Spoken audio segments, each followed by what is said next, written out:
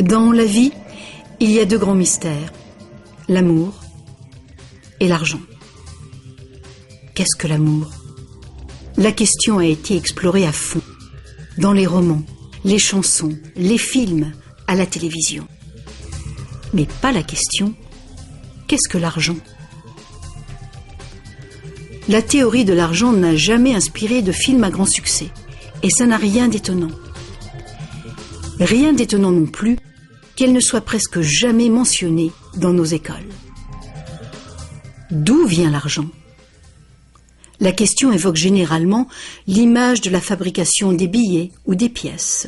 En effet, on croit souvent que c'est le gouvernement qui crée l'argent. C'est vrai, mais seulement en partie. Ces symboles en papier et en métal que nous appelons l'argent sont en fait fabriqués par une agence fédérale, la monnaie. Mais la plus grosse quantité d'argent en circulation n'est pas fabriquée par la monnaie.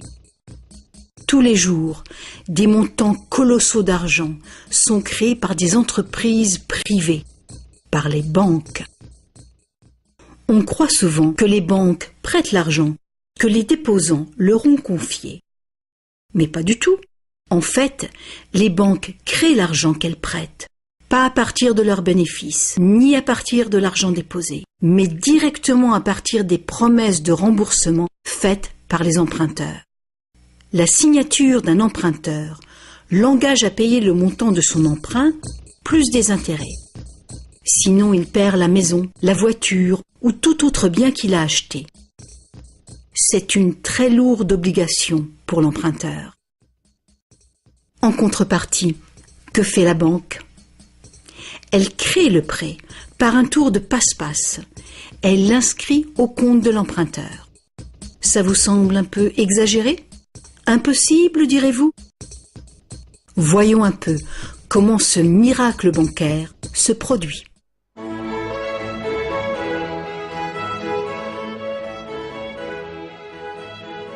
Au fil de l'histoire, l'argent a pris bien des formes. Il fallait simplement que l'argent soit portable et qu'un nombre suffisant de gens soient confiants de pouvoir l'échanger contre des choses de valeur bien réelles, comme de la nourriture, des vêtements ou une maison. L'argent a pris la forme de fèves de cacao, de coquillages, de pierres et même de plumes. L'or et l'argent étaient des métaux attrayants, faciles à travailler. Certaines cultures sont devenues expertes dans ce travail. En frappant des pièces de monnaie, unité standard dont le poids et la pureté étaient certifiés, les orfèvres ont facilité le commerce. Bien vite, pour protéger tout son or, l'orfèvre a eu besoin d'une chambre forte. Les villageois sont venus frapper à sa porte. Ils voulaient louer un peu de place dans cette chambre forte pour garder leur or et leurs objets de valeur bien en sécurité. L'orfèvre a fini par louer tout son espace dans sa chambre forte. La location lui a rapporté un petit bénéfice. Les années sont passées et notre orfèvre a constaté une chose fort importante. Les déposants venaient rarement chercher leurs pièces d'or et ils ne venaient jamais tous en même temps. Il faut dire que les reçus faits par l'orfèvre étaient utilisés sur le marché comme s'ils étaient véritablement l'or qu'ils représentaient. Cet argent papier était plus pratique que les lourdes pièces et les montants pouvaient tout simplement être écrits au lieu d'être comptés laborieusement. Entre-temps, l'orfèvre a commencé une autre affaire. Il s'est mis à prêter son or en demandant des intérêts. Comme les reçus devenaient de plus en plus acceptés à titre de paiement, les emprunteurs ont demandé leur emprunt sous cette forme. Et comme l'industrie prenait de l'expansion, de plus en plus de gens ont demandé des prêts à l'orfèvre. Alors, l'orfèvre a eu une idée plus géniale encore. Il savait que ces déposants venaient rarement chercher leurs pièces d'or. Il a donc pensé qu'il pouvait faire des prêts couverts par l'or de ses déposants. Aussi longtemps que les emprunts seraient remboursés, les déposants n'en sauraient rien. Et l'orfèvre, maintenant plus banquier qu'artisan, feraient de gros bénéfices.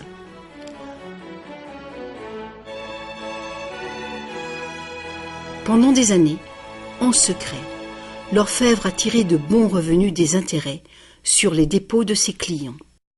Maintenant gros prêteur, il devenait sans cesse plus riche et il commençait à étaler ses richesses. Les gens l'ont alors soupçonné de dépenser l'argent de ses déposants. Ensemble, ils l'ont menacé de retirer tout leur or si l'orfèvre ne s'expliquait pas sur sa richesse si soudaine. Contrairement à ce qu'on pourrait croire, la situation n'a pas tourné au désastre pour l'orfèvre. Malgré sa duplicité, il a pu montrer que les déposants n'avaient rien perdu. L'or était toujours en sécurité dans la chambre forte. Au lieu de reprendre leur or, les déposants ont demandé à l'orfèvre, devenu leur banquier, de leur verser une partie des intérêts. C'est ainsi que les banques sont nées. Le banquier payait un taux d'intérêt bas sur les dépôts et il faisait payer un dépôt d'intérêt plus élevé sur les prêts. La différence couvrait les frais de fonctionnement et ses bénéfices. La logique du système était simple comme bonjour et semblait être un moyen raisonnable de satisfaire la demande de crédit. Mais les banques ne fonctionnent plus du tout comme ça. L'orfèvre banquier n'était pas du tout satisfait du revenu qui restait après le partage des bénéfices avec ses déposants. La demande de crédit a augmenté rapidement, mais ses prêts restaient limités par le montant d'or dans la chambre forte. Alors, une idée plus géniale encore lui est venue à l'esprit. Puisqu'il était le seul à savoir combien d'or il y avait dans la chambre forte, il pourrait prêter des chèques garantis par de l'or qui n'existait même pas. Aussi longtemps que les déposants ne viendraient pas tous en même temps réclamer leur or, personne ne le saurait. Ce nouvel arrangement fonctionnait à merveille et le banquier est devenu immensément riche avec les intérêts payés sur de l'or inexistant.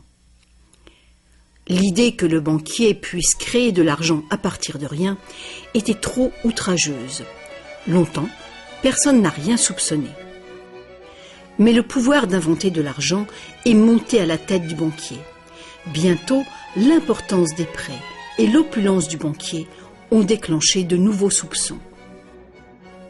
Certains emprunteurs ont demandé de l'or véritable plutôt que des chèques, et les rumeurs ont monté. Plusieurs déposants fortunés sont venus réclamer leur or.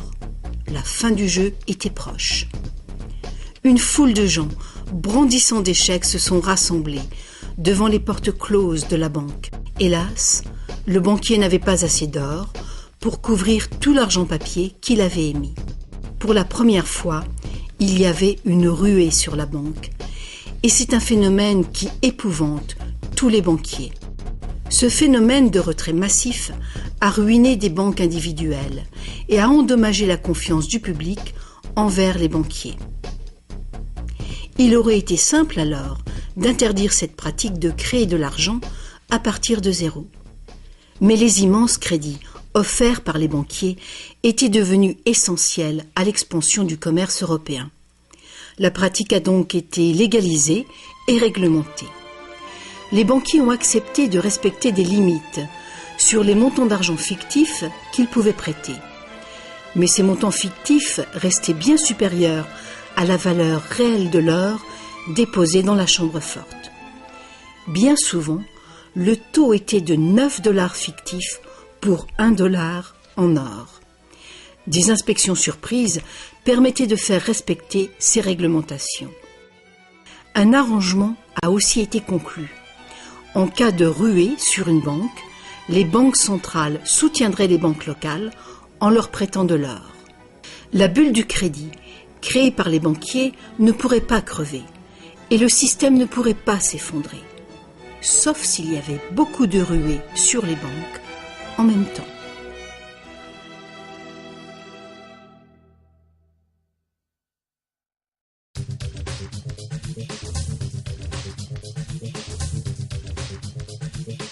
Petit à petit, le système de réserve fractionnelle, soutenu par une banque centrale, est devenu le système monétaire dominant dans le monde.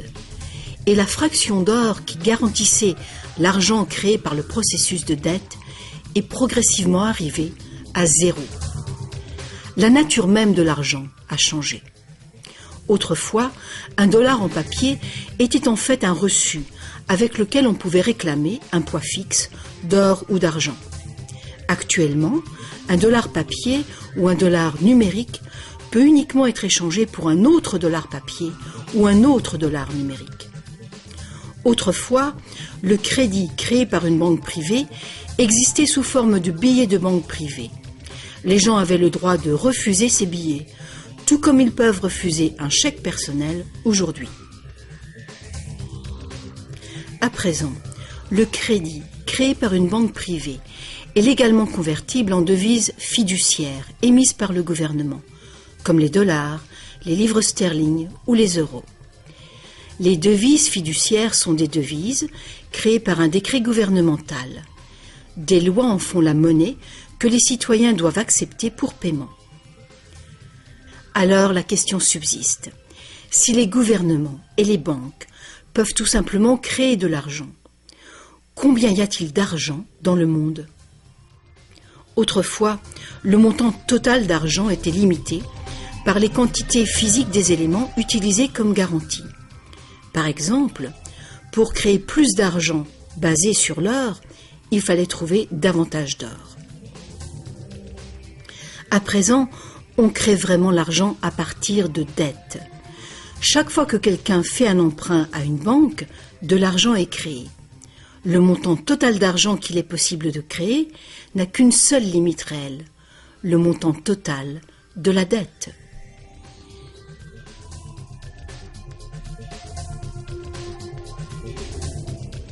Les gouvernements placent une limite légale sur la création d'argent fictif, en imposant des règles sur les obligations de réserve fractionnelles.